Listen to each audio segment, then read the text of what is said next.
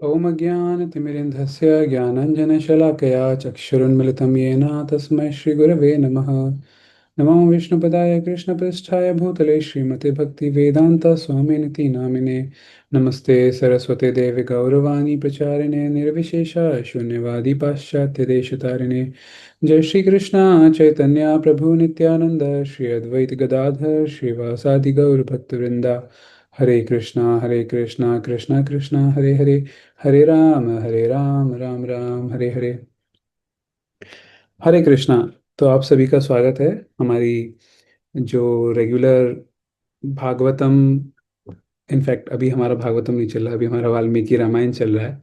तो वाल्मीकि रामायण जिसमें कि हम किष्किंधा कांड को पढ़ रहे हैं, और अभी चैप्टर नंबर 18 चल रहा है जिसमें भगवान श्री राम वाली को कुछ कुछ चीज़ें बता रहे हैं, है ना। तो भगवान राम के मुख से निकले हुए उन शब्दों को, उन श्लोकों को हम बहुत ही ध्यान पूर्वक समझने का प्रयास कर रहे हैं, अलग अलग एग्जाम्पल लेके। और शास्त्रों में इससे रिलेटेड क्या बातें कही गई हैं उन चीज़ों से रिलेटेड देख के, जैसे हमने कल देखा था कि किस प्रकार से भगवान राम बताते हैं। पनिशमेंट के बारे में हमने देखा था ना थोड़ा सा, कि भगवान उनको बोलते हैं वाली को कि तुमने जैसा अपराध किया है ना, उसके लिए तो पनिशमेंट बहुत हैवी वाला मिलना है, किलिंग ही होनी है, मतलब मारना बहुत आवश्यक था तुमने जो गड़बड़ किया है उसके लिए। फिर हमने भागवतम से भी देखा, चैतन्य चरितमृत से भी देखा, कुछ भगवत गीता से भी देखा। तो इस तरह से होलिस्टिक हम समझ रहे हैं। तो अब नेक्स्ट आज हम नेक्स्ट श्लोक करते हैं, 22वां श्लोक। मैं स्क्रीन को शेयर करता हूँ।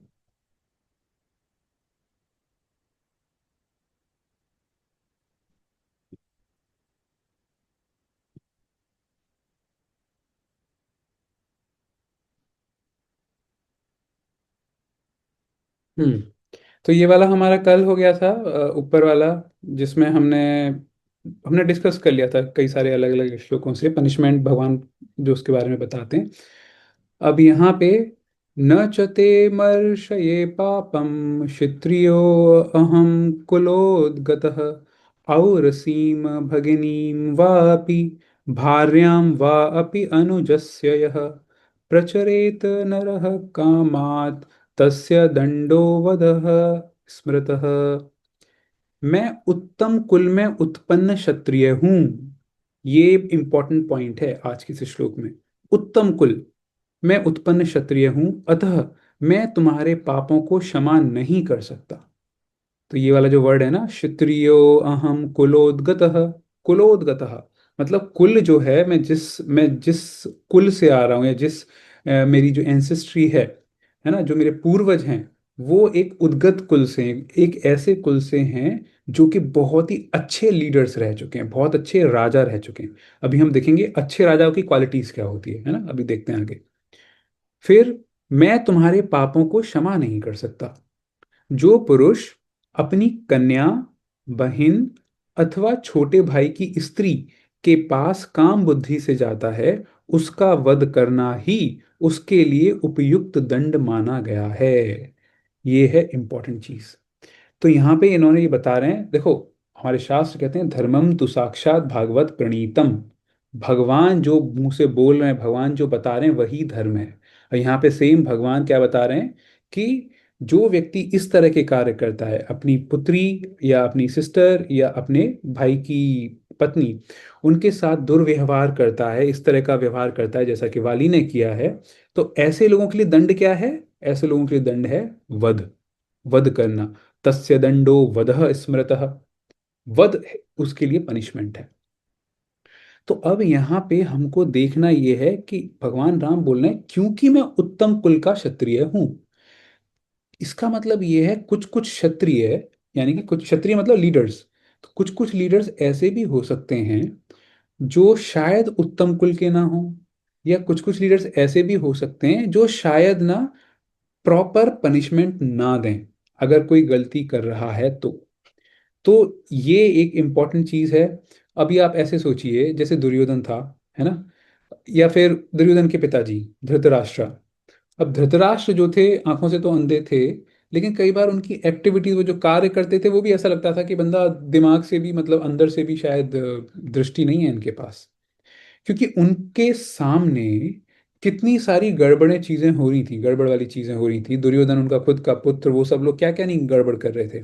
लेकिन फिर भी वो एक राजा थे, लीडर थे, धृतराष्ट्र। लेकिन वो जिसको पनिशमेंट देना चाहिए उसको पनिशमेंट नहीं दे रहे थे, है ना। तो इसलिए वो एक उत्तम श्रेणी के राजा में नहीं आएंगे। भगवान राम कह रहे हैं मैं एक उत्तम श्रेणी का राजा हूं, और मैं जिधर से आता हूं, जो लीनेज से आता हूं, वो भी वैसे थे। तो एक जो पॉइंट निकल के आ रहा है वो ये है कि लीडर का ये बहुत इंपॉर्टेंट दायित्व है। भैया अगर कोई अच्छा कार्य कर रहा है तो उसको रिवार्ड दो, उसको गिफ्ट दो, प्राइज दो, जो भी उसको पुरस्कार दो वो सब करो। लेकिन इक्वली इंपॉर्टेंट ये भी है कि अगर कोई गड़बड़ कर रहा है तो उसको उस गड़बड़ के हिसाब से जितना पनिशमेंट देना चाहिए उसको पनिशमेंट देना भी बहुत आवश्यक है। तो अभी हमने एक खराब लीडर का एग्जाम्पल देखा, हमने धृतराष्ट्र का, दुर्योधन, ये सारे के सारे वो थे, खुद भी गड़बड़ कार्य करते थे। भाई किसी और गलत कार्य करने वाले को क्या पनिश करेंगे, ये खुद भी तो गलत कार्य करते थे। अब एक और एग्जाम्पल हम देखते हैं एक अच्छी लीडरशिप का हमारे शास्त्रों से। ये हम देखते हैं श्रीमद् भागवतम के 16वें, पहले स्कंद के 16वें अध्याय से। तो हमको पता है जो अभिमन्यु, अर्जुन जो थे, अर्जुन के पुत्र वो हो गए अभिमन्यु। अभिमन्यु के पुत्र कौन हो गए, परीक्षित महाराज। तो एक बार ना ये परीक्षित महाराज, कई बार जैसे आप लोगों ने भी देखा होगा, कई बार यूट्यूब पे कुछ कुछ वीडियोस आती हैं कि किसी शहर का डीएम या एसएसपी अपना भेष बदल के, अपना नॉर्मल सिविलियन ड्रेस पहन के, किसी को पता ना चले, चुपचाप से वो जाके देखते हैं कि हाँ भाई क्या हो रहा है मोहल्ले में, पड़ोस में, कहाँ पे क्या हो रहा है ना, अपना रूप बदल के चेक करने के लिए, क्योंकि अगर राजा बन के जाएंगे तो आदमी सब लोग अच्छा अच्छा बिहेव करेंगे। तो इस प्रकार से सरप्राइज विजिट पे एक बार जो चक्रवर्ती राजा, इस पूरे इस पृथ्वी के जो राजा थे, परीक्षित महाराज, वो जाते हैं। और वो वहां पे सरप्राइज विजिट में देखते हैं कि एक गाय और एक बुल, बैल, तो वो दोनों ना उनको एक कली परसोनिफाइड, अच्छा हम इसको ऐसे समझते हैं कि उस समय पृथ्वी जो थी वो गाय का फॉर्म लेके आती है। ये हम कल भी डिस्कस किए, कुछ दिन पहले भी हम डिस्कस किए थे कि किस प्रकार से एक, एक्चुअली में देखने में कोई चीज लग रही है कि वो उसके अंदर जान नहीं है, लेकिन वो एक तरह से एक पुरुष या स्त्री का फॉर्म लेके, रूप लेके वो आ रही है। जैसे नदी का हमने एग्जाम्पल लिया था कल, कि वैसे लगता है कि नदी तो नॉन लिविंग है, उसमें जान नहीं है, लेकिन उस नदी की जो देवी हैं वो यमुना देवी हो गई, नर्मदा देवी हो गई, है ना। तो उसी प्रकार से ये जो पृथ्वी भू देवी हैं, तो पृथ्वी वो एक बार काओ, गाय का रूप लेके आती हैं, गाय का रूप लेके रास्ते में होती हैं। और धर्म, धर्म भी एक बैल का रूप लेके आता है। देखो ये जो, वैसे हम कई बार डिस्कस कर चुके हैं ये जो रूप लेके आने का मतलब क्या होता है, लेकिन चलो एक बार हम थोड़ा सा एक और एग्जाम्पल से समझते हैं आज। कई बार ये क्या होता है, कुछ कुछ चीजें ऐसी होती हैं या कुछ कुछ एक्सपीरियंस ऐसे होते हैं, उन एक्सपीरियंस को लेने के लिए भले ही आप सेम पर्सन हो, लेकिन आपको अपनी ड्रेस व्रेस थोड़ी चेंज करनी पड़ेगी। फॉर एग्जाम्पल, अगर आप माउंट एवरेस्ट पे चढ़ना चाह रहे हो, है ना, हिमालय की बिल्कुल ऊपर चोटियों पे चढ़ना चाह रहे हो, तो क्या आप नॉर्मल जीन्स टी शर्ट पहन के जा सकते हैं, नहीं जा सकते। उसके लिए आपको प्रॉपर ऑक्सीजन का मास्क लगा के, और उसकी प्रॉपर ड्रेस होती है जिससे कि ना आप ठंड से बच सकें, ये सब। तो उस वाले एक्सपीरियंस को लेने के लिए आप सेम वही पर्सन हो, लेकिन आपको अपना गेटअप थोड़ा सा चेंज करना पड़ेगा। उसी प्रकार से अगर आप स्पेस में जाते हैं, कई बार हम लोग देखते हैं ना अंतरिक्ष में जो लोग जाते हैं, एस्ट्रोनॉट्स, तो वो जब अंतरिक्ष में जाते हैं वो स्पेस सूट पहन के जाते हैं ना, एक बिल्कुल बिल्कुल ऐसा पूरा पूरा का पूरा कवर्ड रहता है उसमें। तो एक पर्टिकुलर आप कपड़े, वस्त्र पहन के जाते हो एक अलग प्रकार का एक्सपीरियंस लेने। अरे एक और एग्जांपल हम समझ सकते हैं, अभी अभी एक मूवी आई थी नरसिम्हा वाली, महाअवतार नरसिम्हा। तो वो मूवी 3D थिएटर्स में भी चल रही थी। तो आपने देखा होगा, अगर कोई गया होगा उस मूवी को देखने 3D हॉल में, पिक्चर हॉल में, तो जब आप उस मूवी देखने गए थे तो आपको एक चश्मा दिया होगा 3D वाला। भले ही कितना काम करे, कई बार वो चश्मे थोड़े सस्ते वाले होते हैं, इतना अच्छे से काम नहीं करते, बट स्टिल समझने के लिए काफ़ी है कि वो 3D चश्मा जब आप पहनते हो तब आपको एक स्पेशल काइंड ऑफ एक्सपीरियंस होता है। आप सेम ही व्यक्ति हो जो जनरली नॉर्मल लाइफ जी रहा है, लेकिन उस समय एक पर्टिकुलर काइंड ऑफ एक्सपीरियंस को लेने के लिए आप वो चश्मा पहन के जाते हो। उसी प्रकार से एक पर्टिकुलर टाइम पे स्पेस में, अंतरिक्ष का एक्सपीरियंस लेने के लिए आप एक अंतरिक्ष वाला सूट, स्पेस सूट पहन के जाते हो, है ना। इसी प्रकार से जैसे अगर माउंट एवरेस्ट पे जा रहे हैं, किसी हिमालय की चोटी पे चढ़ने जा रहे हैं, तो एक अलग प्रकार के कपड़े पहन के जा रहे हैं, क्योंकि एक अलग प्रकार का एक्सपीरियंस हमको लेना है। और ये सारा कार्य हो रहा है केवल कुछ समय के लिए। मेनली हम एक नॉर्मल इंसान की तरह रहते हैं, नॉर्मल कपड़े पहन के, है ना। सेम चीज होती है हमारे यहाँ पे। ये जो हम जब भी बात करते हैं ना कि धर्म जो है वो बैल का रूप लेके आया, इसका मतलब एक्चुअल धर्म जो है उसका ज्यादातर वो बैल के रूप में नहीं रहता, लेकिन कभी कभी कुछ पर्टिकुलर एक्सपीरियंस लेने के लिए, या कुछ पर्टिकुलर किसी लोगों से वार्तालाप करने के लिए, या किसी और पर्टिकुलर कारण से कुछ समय के लिए वो सेम धर्म अभी बैल का रूप लेके आ रहा है। जिस प्रकार से मैं एक सेम व्यक्ति कुछ अलग प्रकार के कपड़े वपड़े पहन के माउंट एवरेस्ट पे चढ़ने जा रहा हूँ, या अलग प्रकार के कपड़े पहन के स्पेस में जा रहा हूँ, ठीक है। ये हमको समझ में आया। तो उसी प्रकार से पृथ्वी, एक्चुअली पृथ्वी कितना बड़ा है, वो प्लेनेट है, लेकिन वो एक गाय की फॉर्म में आता है, आती है, ठीक है। अभी अब नेक्स्ट क्वेश्चन ऐसा हो सकता है कि ये ऐसे कैसे हो गया, है ना। तो भाई ये वाली जो चीजें होती है ना, हमसे भी कई 84 लाख स्पीशीज तो हम हैं यहाँ पे पृथ्वी पे, और भी कई सारे स्पीशीज होते हैं, और कई सारे जो है ना सिद्धियां होती हैं। हमको खुद पता है, कई सारे जो ऋषि मुनि होते हैं उनके पास कई सारी सिद्धियां होती हैं, अपनी फॉर्म चेंज कर सकते हैं। तो ये पॉसिबल है। उसके लिए हम अपना थोड़ा सा, हम जब ज़्यादा साधना करेंगे तो हमको भी पता चल जाएगा। अष्ट सिद्धि नौ निधि की दाता असवर दीन जानकी माता, है ना, हनुमान जी के लिए जो आता है। तो हमको भी कुछ कुछ सिद्धियां मिल सकती हैं बाद में, अगर हम ढंग से साधना करें तो। लेकिन ये आई होप आपको पॉइंट समझ में आ गया होगा। तो जिस समय पृथ्वी जो कि काव की फॉर्म में, गाय की फॉर्म में आई हुई है, और धर्म जो कि बुल, बैल की फॉर्म में आए हुए हैं, ये दोनों आपस में बात कर रहे होते हैं, उस समय कलयुग, अभी कलयुग भी एक तरह से समय है, एक तरह से नॉन लिविंग टाइप की चीज है, समय काल, ये भी एक फॉर्म लेके आता है। तो ये एक फॉर्म लेके आता है, एक नॉर्मल कोई वर्कर टाइप का, एक ऐसा बंदा जो काम करने वाला बंदा है, लेकिन ऊपर से ना कुछ राजा का, राजा कौन है इस समय पृथ्वी का? परीक्षित महाराज। लेकिन ये जो व्यक्ति है, जो कलियुग, ये कलयुग एक व्यक्ति की फॉर्म में आता है, और राजा के कपड़े पहन के आता है, और इन गाय और बुल, काओ और बैल, इनको परेशान कर रहा होता है बहुत ज्यादा, इनको, इनके पैरों को गदा से मार रहा होता है, परेशान कर रहा होता है इनको। और सरप्राइज विजिट पे कौन आ रखे होते हैं? परीक्षित महाराज, ठीक है। और ये हम कहाँ से डिस्कस कर रहे हैं? 16वें अध्याय भागवतम, श्रीमद् भागवतम, पहला स्कंद। तो जैसे ही राजा परीक्षित देखते हैं, वो कहते हैं कि यार मेरे इसमें अभी द्वापर युग और अभी ये वाला चल रहा है, इस समय गाय को और बैल को कौन इस तरह से, और वो भी राजा के भेष में, कौन ये काम कर रहा है? तुरंत अपनी तलवार निकालते हैं, और तलवार निकाल के बिल्कुल इसको मारने वाले ही होते हैं। अब मैं आपको ये वाला स्टोरी क्यों बता रहा हूँ? ये इसलिए बता रहे हैं क्योंकि हम यहाँ पे देख रहे हैं, भगवान राम बता रहे हैं कि तुमने जैसा कार्य किया इसके लिए पनिशमेंट इतना बनता है। और क्योंकि एक मैं उत्तम श्रेणी का लीडर हूं, इसलिए मैं आपको ये पनिशमेंट दूंगा। अब और हम इस कॉन्टेक्स्ट में देख रहे हैं कि एक उत्तम श्रेणी का लीडर जो है, जहां पे जरूरत होती है वहां पे वो स्ट्रिक्ट, हार्श, टफ, कठिन, कठोर पनिशमेंट देता है। जैसा कि अब यहाँ पे परीक्षित महाराज देने वाले हैं इस व्यक्ति को, जो एक्चुअली में कलयुग है, लेकिन अभी वो एक इंसान के रूप में आया है, और जो कि राजा की ड्रेस पहन के। तो अब ये तुरंत की तुरंत इसको तुरंत कांपने लगता है डर के मारे कि अब तो राजा मेरा, मुझे मार देंगे। तो कलयुग जो है, कली, कली की जो पर्सन है, वो इनके पैरों में गिर पड़ता है, परीक्षित महाराज के, और पैरों में गिर गिर के वो फिर इनसे रिक्वेस्ट करते हैं, प्लीज प्लीज मुझे बख्श दीजिए, मुझे छोड़ दीजिए। अब राजाओं का एक और गुण ये भी होता है कि वो लड़ाई उससे करते हैं जो सामने वाले से लड़ाई कर रहा हो।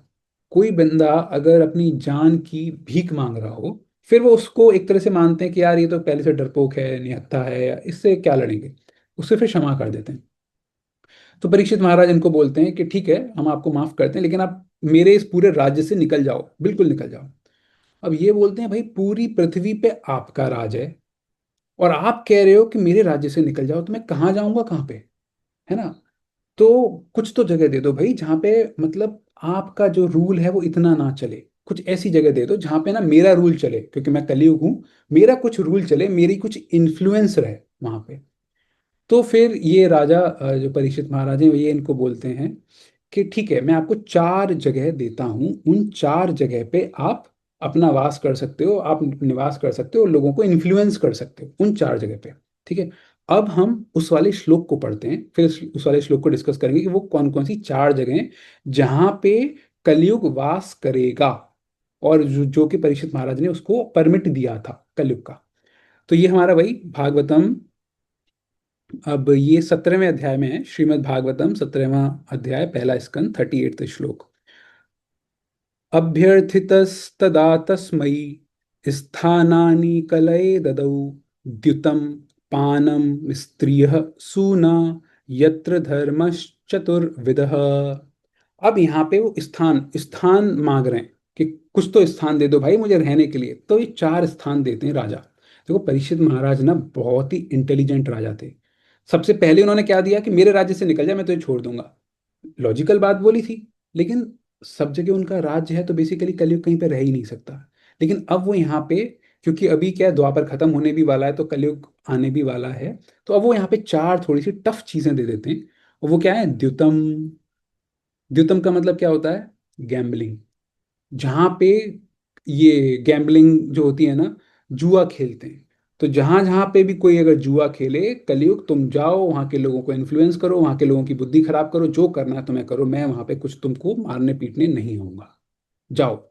तो आजकल यूएस की एक फेमस सिटी है, बहुत ही फेमस सिटी है जो गैम्बलिंग के लिए ही फेमस है। तो कई सारी जगह पे अगर इस तरह से गैम्बलिंग बैटिंग वो सब हो रही है, तो इसलिए जुआ वाली जगह पे कलयुग का इन्फ्लुएंस रहेगा, इसलिए अपने को वहां से बच के रहना चाहिए। अगली चीज क्या बोलते हैं? पानम, ड्रिंकिंग। जहां पे इंटॉक्सिकेशन हो रहा हो, मदिरा पान हो रहा हो, अल्कोहल शराब जहां पे अगर कोई पी रहा है कहीं पे, मतलब इंटॉक्सिकेशन जहां, यानी कि आपकी एक नॉर्मल बुद्धि चल रही है, ठीक है, नॉर्मल जिस समय हम कुछ भी कंज्यूम नहीं कर रहे, अभी आप अपने शरीर में कुछ ऐसा डाल दो जिससे हमारा दिमाग ना थोड़ा सा नशा टाइप का हो जाए। वो कुछ भी हो सकता है, हल्का नशा भी हो सकता है, ज़्यादा नशा भी हो सकता है, और ज़्यादा नशा भी हो सकता है। हो सकता है वो नशा चाय की वजह से भी आए, हो सकता है किसी ड्रग्स की वजह से आए, हो सकता है किसी शराब वराब जिसकी वजह से भी आए। तो कोई सी भी ऐसा नशीला पदार्थ जो हमारे दिमाग की स्थिति को थोड़ा सा नशे जैसी स्थिति में कर दे और हमारी चेतना को थोड़ा सा नंब कर दे, तो ऐसी चीजें भी वहां पे कलयुग, तुम वहां पे अपना वास करो, वहां के लोगों को, ऐसे लोगों को तुमको जो मर्जी उनका जो करना है, उनका बुद्धि खराब करनी है करो, कोई दिक्कत नहीं है, मैं कुछ नहीं करूंगा। फिर क्या है? स्त्रीह।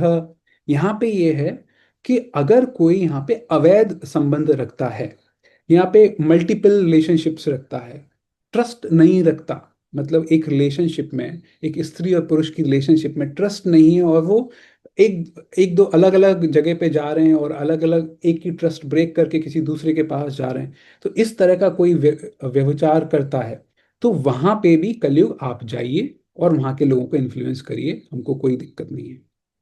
ठीक है। तो इंटॉक्सिकेशन हो गया, गैम्बलिंग हो गई, है ना, इलीगल रिलेशनशिप हो गई, इलिसिट। और फिर उसके बाद है सूना। सूना मतलब जहां पे जीवों की हत्या करके उनको खाया जाए, तो वो वाली जगह भी मीट ईटिंग कह सकते हैं। जहां पे इस तरह से जीवों की हत्या कर रहे हैं और फिर उसको खा रहे हैं, कंज्यूम कर रहे हैं, तो वो वाली जगह पे भी कलयुग आप अपना जाके इन्फ्लुएंस कर सकते हो। कोई आपको मैं रोकूंगा टोकूंगा नहीं। ठीक है, अभी हमको समझ में आ गया ये 4 चीजें। ये इन्होंने दिया है कंसेशन परीक्षित महाराज ने कलयुग को। अब कलयुग कहता है यार तुमने फिर से अजीब सी कंडीशन रख दी। भाई आप राज कर रहे हो पूरी पृथ्वी पे, और पूरी पृथ्वी पे ऐसी कोई सी भी जगह है ही नहीं जहां पे ये 4 चीजें हों। तो आपने फिर दोबारा से वही बात कह दी कि क्योंकि इस पूरी पृथ्वी पे ऐसी जगह है नहीं, एक आध कुछ जगह होगी, ज्यादा कुछ ऐसा है नहीं, तो मैं मुझे तो कोई वास करने का कुछ एरिया मिल ही नहीं पाएगा। तो अब वो क्या है, फिर दोबारा से रिक्वेस्ट करते हैं। अब आगे वाले श्लोक में देखेंगे। पुनश्च या च मानाय जातरूपम अदात प्रभु ततो अनृतम मदम कामम रजो वैरम च पंचमम। अब वो कह रहे हैं, दोबारा से रिक्वेस्ट कर रहे हैं कि यार क्या 4 जगह दे दी, इनका तो ज्यादा हार्डली कहीं पे ये सब कुछ रहेगा, तो प्लीज कुछ ऐसी जगह दे दो जहाँ पे ना लोग सच में वैसा वैसा कार्य करते हो जिससे मैं वहां पे वास कर सकूं।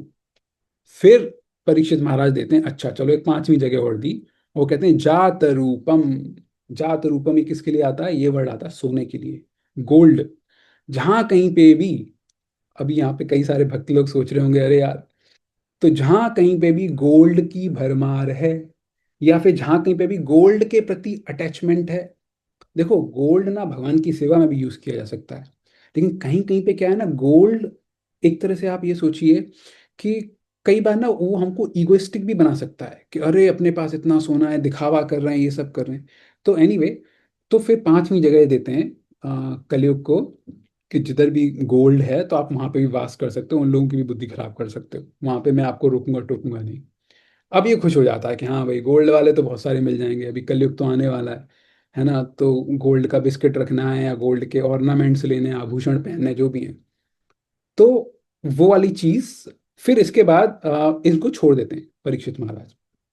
तो यहाँ पे हम ये आप में से किसी का सवाल होगा, लेकिन यहाँ पे एक बात, उसको पहले से मैं क्लैरिफिकेशन के लिए बता रहा हूँ कि देखिए, गोल्ड अगर हम अपने पास रख रहे हैं, हमारे दिमाग में क्लियर होना चाहिए कि पर्पस क्या है। गोल्ड की वजह से कहीं हमारी चेतना तो खराब नहीं हो रही। देखो, ये ऊपर की जो चार चीजें जो बताई हैं ना, आप सोचो, जो परीक्षित महाराज ने ये जो चार चीजें बताई ना, जहाँ पे कलयुग को रहने के लिए दिया है, यानी ये चार चीजें कुछ तो गड़बड़ कार्य कर रही हैं, जिसकी वजह से परीक्षित महाराज उसको बोल रहे हैं, कलयुग भाई तू वहां पे रहे। कुछ तो ये गड़बड़ कार्य कर रही है ना। वो गड़बड़ कार्य क्या है? वो गड़बड़ कार्य है कि हमारी मनोस्थिति को खराब करती है। द्युतम, गैम्बलिंग करते हैं तो उससे क्या आदत पड़ती है कि भाई अपने को हार्डवर्क नहीं करना, बस कुछ तो चांस से हो सकता है अपने को बहुत सारा पैसा आ जाए। गैम्बलिंग में ये तो होता है, बाजी लग गई तो खूब सारा जीत गए। यानी आपका अपना जो कर्म है, कर्म पे से आपका विश्वास हट रहा है, तुक्केबाजी में आपका बहुत लग रहा है, तो आपकी चेतना एक तरह से खराब हो रही है। पानम, है ना, इंटॉक्सिकेशन कर रहे हैं तो उससे भी आपका दिमाग की चेतना खराब हो रही है। आप ना क्या ढंग से काम कर पाएंगे अगर दिमाग से मेंटली हम स्ट्रांग नहीं है। और फिर अगर हम इस तरह से मल्टीपल रिलेशनशिप्स, या फिर इस तरह से हम एक का ट्रस्ट ब्रेक करके किसी दूसरे के पास इस तरह से जा रहे हैं, तो अंदर से यहाँ से हम चैन से सुकून से नहीं रह सकते, बहुत ही डिस्टर्ब्ड रहेंगे यहाँ पे, तो हम फोकस नहीं कर पाएंगे। फिर है यहाँ पे सूना। यहाँ पे क्या है, किसी और जीव जंतु की मृत्यु का कारण बन के उसकी उसकी हत्या करके चीख पुकारें उसके अंदर से निकल रही हैं, उसके अंदर से कुछ तो हमारे ऊपर पाप लगेगा ना भाई, उसके अच्छे भले की आप मृत्यु कर रहे हो, तो उसके बाद भी हमारे ऊपर कर्मा लगेगा, और हमारी हृदय थोड़ा सा हो सकता है कठोर हो। तो ये चेतना के लेवल पे चारों चीजें हमारा दिमाग खराब करती हैं, इसलिए मना किया है। तो सेम कैटेगरी में आ जाता है ये चाहत रूपम, सोना। अगर सोना की भी ज्यादा टेंडेंसी होती है कि वो हमारा दिमाग खराब कर सके, बेसिकली हम बहुत ज्यादा ना, प्राइड हमारे अंदर आ जाए, घमंड आ सकता है। लेकिन अगर सपोज करो आपके पास सोना है, आप रिच हो, वेल्दी हो, सोना चांदी हीरे जो भी है, लेकिन अगर आपके पास घमंड नहीं है, घमंडी टाइप के नहीं हो, लोगों को नीचा नहीं दिखाते, लोगों को रिस्पेक्ट करते हो, फिर ठीक है, भगवान की सेवा में यूज करो, फिर इतना कोई दिक्कत नहीं है। अपनी चेतना, अपनी कॉन्शियसनेस, अपनी मेंटल जो कैपेसिटी ना, इसको बचा के अगर हम रख पाए, है ना, और भले ही हमारे पास सोना भी है, फिर उसमें कोई दिक्कत नहीं है। आई होप ये इंपॉर्टेंट पॉइंट है, ये आपको समझ में आ गया होगा।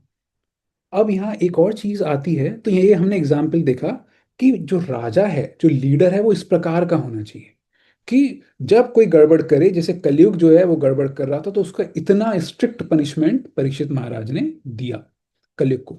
अब देखते हैं हम आज के प्रेजेंट कॉन्टेक्स्ट में। आज के टाइम पे कई सारे देश हैं, उनमें अलग अलग लीडर्स हैं, तो कई कई तो लीडर्स ही करप्ट होते हैं। अब भाई वो और जो गड़बड़ कर रहा है उसे क्या पनिशमेंट देंगे? कहीं कहीं पे क्या है कि लीडर सही है, लेकिन पनिशमेंट वाला जो सिस्टम है, जो जस्टिस सिस्टम है, वहां पे कई बार दिक्कत हो जाती है कि जो जो मशीनरी है, जो इन्वेस्टिगेशन करके बताती है कि इसने क्राइम किया या नहीं किया, तो कई बार वो मशीनरी ढंग से काम नहीं करती। मशीनरी क्या है? Generally police. भाई पुलिस का काम होता है ये बताना कि साक्ष्य इकट्ठे करना, एविडेंस इकट्ठे करना, तो कई बार वो ढंग से नहीं करते, तो जिसने गड़बड़ किया है उसको पनिशमेंट नहीं दे दे पाती कोर्ट, है ना, कई बार ये हो जाता है। कई बार क्या है कि सब कुछ हो गया है, लेकिन कोर्ट चीज को डिले कर रही है। तो बोलते हैं ना, justice delayed is justice denied. अगर किसी को जस्टिस देने के लिए, कि उसको पनिशमेंट देने के लिए अगर बहुत ज्यादा समय लग रहा है, कि मालूम पड़े बंदे का 10-15 साल ऐसे ही निकल गए, तो एक तरह से उसको मिला ही नहीं, जस्टिस मिली नहीं उसको, है ना। तो आज के जो लीडर्स हैं, वो इस वाले श्लोक से, ये जो राम भगवान का श्लोक है, इस वाले श्लोक से ये एग्जाम्पल ले सकते हैं कि भाई अगर वो चाहते हैं कि अच्छा लीडर बने, है ना, उत्तम कुल का क्षत्रिय एक अच्छा लीडर बने, तो वो हमारे सिस्टम में एटलीस्ट ये जस्टिस सिस्टम को थोड़ा अच्छा करने का प्रयास कर सकते हैं। ये तो हो गई हमारे देश के बड़े लेवल की बात। अब सपोज करो छोटे लेवल पे आते हैं, हमारी फैमिली। कई बार हमारी फैमिली के जैसे लीडर्स होते हैं, मम्मी पापा लीडर्स होते हैं एक तरह से, दादा दादी मम्मी पापा। कई बार क्या है, जो बच्चे होते हैं वो गड़बड़ कर रहे होते हैं, ठीक है। लेकिन उस गड़बड़ के बावजूद भी जो पेरेंट्स होते हैं ना, जो कि लीडर्स हैं उस घर के, वो उनकी गड़बड़ को नज़रअंदाज कर देते हैं। सपोज करो ये बच्चा जो है वो किसी से लड़के आ गया स्कूल में, तो पेरेंट्स ना, और मतलब कई बार क्या है ना, अब सामने से कंप्लेन हो रही है स्कूल से या कहीं से, तो अपने बच्चे की साइड खड़े होकर बोलते हैं, तो क्या हो गया, क्या गलती कर दी इसने। अरे भाई, अगर कुछ गलती करी है तो एक्सेप्ट करके अपने बच्चे को चाहे हल्का सा पनिशमेंट दो। मतलब बच्चे को ये पता चलना चाहिए कि उसने गलत कार्य किया है। ये बहुत आवश्यक है एक स्टेबल सोसाइटी मेंटेन करने के लिए, कि हम अगर कोई गलती कर रहा है तो उसको पता चलना चाहिए कि भाई गलती की है, चाहे हल्के लेवल का ही जैसा भी पनिशमेंट है, जैसी भी गलती है उसके हिसाब से, but we should give some punishment to make that person realise कि भाई उसने गलती किया है, जिससे कि उसको वो आगे रिपीट ना करे। ठीक है।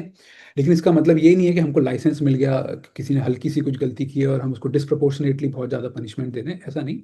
वो केस टू केस डिपेंड करता है।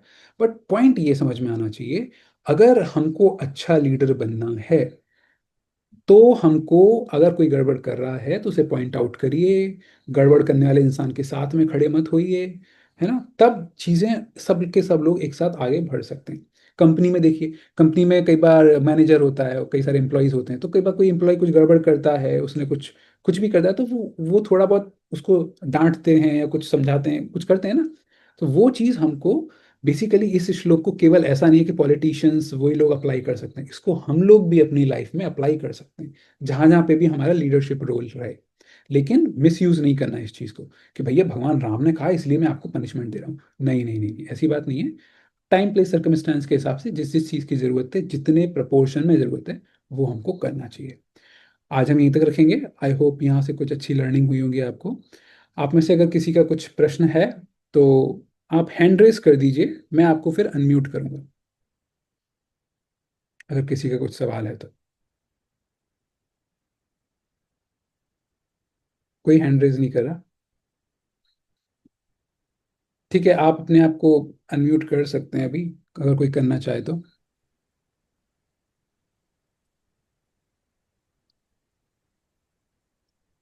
हरे कृष्णा। मुझ राधा मोहन प्रभु, आप कुछ कहना चाह रहे हैं? मुझे आवाज़ नहीं आ रही आपकी। मैंने खाली ऑन कर दिया था बस। ओके, आई थिंक फिर किसी का आज कोई प्रश्न नहीं है, नो प्रॉब्लम। तो आज की क्लास हम यहीं पे फिनिश करते हैं, अब हम मंडे को मिलेंगे। हरे कृष्ण। गौ हरे कृष्णा प्रभु जी। की जय। हरे वाल्मीकि कृष्णा रामायण की जय। जय।